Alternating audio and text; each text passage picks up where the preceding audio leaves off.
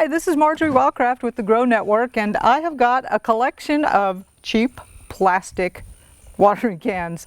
And I want to talk a little bit about the pros and cons of some of the features of them and which ones I think are best and which ones I think are the worst. And I won't give you the spoiler alert for the final verdict at the end.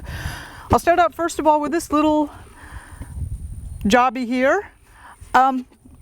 Biggest problem with this is it comes to a narrow point and stuff tends to get clogged up in there. And also the opening here on the side is only going to be good if you've got a hose that you're going to put stuff in there with a hose. So this is a good can if you're just wanting to move clean water from point A to point B. In fact, any of these cans are really good if you just want to move clean water from a hose from point A to point B. But in a lot of my stuff, I'm moving like compost tea and all kinds of crazy nettles tea and all kinds of crazy mixes that have stuff in it, and very rarely do I have perfectly clean water, which is not the point, right? I want to water with something that has nutrients in it. So this one is not so good. Also, you can see what's happening with the sun damage on this. All of these guys, you leave them out in the sun, believe me, I've done this enough times. They all get destroyed and deteriorate into nothing. And then where's this one? This one just got flat out run over. So this is the life of a tool on Marjory's farm. Not pretty. All right, so the next one, let's go into this one. This one, pretty good. You got this nice handle on top as well as the side, because water, anybody got an idea how much water weighs per gallon? Yeah, just a little under 8 pounds. Makes you kind of buff. Anyway, so having this handle this way, you know, means you got a lot of surfaces here to grip at. It's going to be a little bit more ergonomic.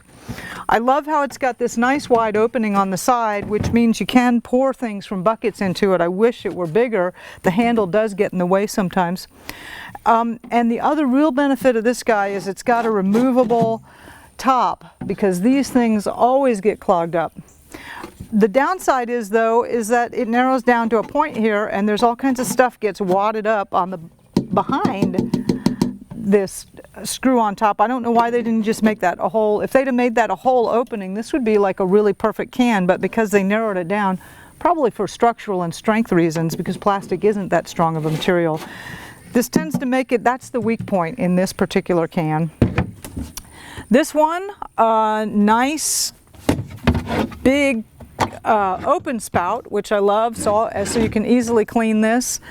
And the flow pattern on this, nice flow pattern when the water comes through here. That's another consideration if you're using clean water just to clean seed, to water seedlings. I'm going to get to that in just a minute. You got, you know, you want the flow pattern to be just this nice gentle spray, and a lot of these don't do that. This is not a nice gentle spray, and you're not going to know that until you buy the thing, actually. A pretty good watering can, a little bit harder ergonomically, definitely harder to pour things in from the side because the handle gets in the way. But you know, whatever this was, $5 or $4, it's not a bad can for that. This is I think this is a Fisker's can. This is their latest one, and I've had it for a while. As you can see, it's coming apart. I'm not a huge fan of Fisker's equipment in general. This handle, even though it looks like it would make a lot of sense, actually sort of gets in the way. I lost the top, but it does have a nice, pretty big opening that doesn't neck down. It is really difficult to pour things from buckets into this smaller opening, but again, if you're just moving hose water around, this is okay. This little guy, let's see, let's look inside here. Yeah, nice wide opening that you can clean up. If I remember, this had not the greatest spray pattern. A little bit hard to pour into. Good handle from the angle of being able to handle this when it's full of water easily. You know, let's see, I think this is the same as this other one. I do tend to lose the tops. Now, this does not qualify as a cheap plastic watering can. This is from Hawes, and they actually make really high quality plastic ones that are really good quality. This one I've had for about a decade. It is getting some wear and tear on it, and I have lost the top, which is actually the main point of this. One downside of this, though, is that it does narrow down to a really narrow neck here, and so if you're using this with compost tea, again, it's going to get clogged up. The one thing about this can was it had a beautiful, beautiful, gentle spray pattern for little tiny baby seedlings that you didn't want to damage. So this was a really good can for that. And then, of course, you know, life on Marjory's farm.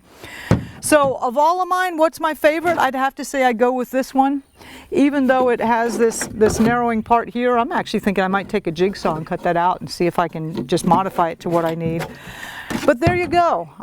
Cheap plastic watering cans. If you're just moving clean water using a hose to fill it from point A to point B, any one of these would work fine, as well as probably a bucket. If you're going for watering seedlings, I'd recommend the Haws, which is actually a bit more expensive but has a really nice spray pattern. And then there's this whole variety in between. This is Marjory Wildcraft, and I'll catch you on another segment with the Grow Network.